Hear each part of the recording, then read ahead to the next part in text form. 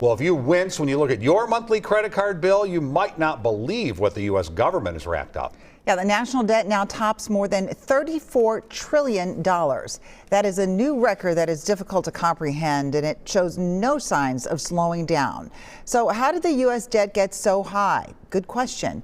Jeff Wagner learned why paying it off may be wishful thinking.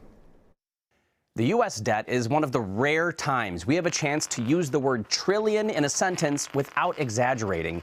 It stands at $34 trillion and change, a lot of change.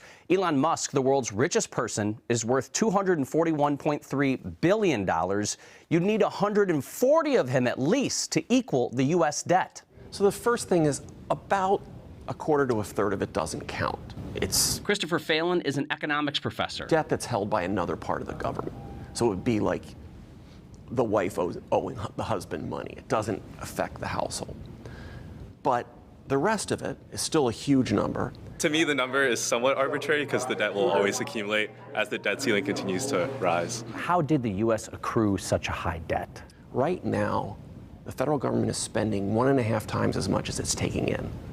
So an analogy I would like to give is imagine that a couple is making 80 grand between the two of them and spending 120. Spending beyond the budget creates a deficit. To pay that deficit, the government borrows money. The debt is the accumulation of the borrowed money plus interest. Is the U.S. like that person that makes the minimum payment on their credit card, but manages somehow to stay afloat in life?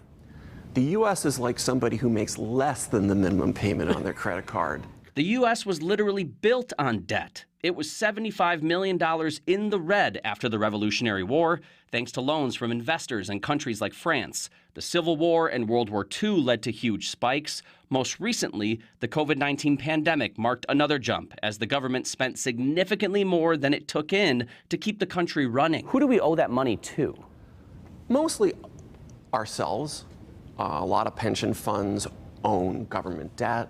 Money market funds own government debt, and then people own those money market funds. The U.S. also has debts to other countries. I don't think other countries will be particularly inclined to hold us accountable for this debt, because then also we'll have to hold them accountable for their debt. Where does the money come from that would go towards paying off this debt?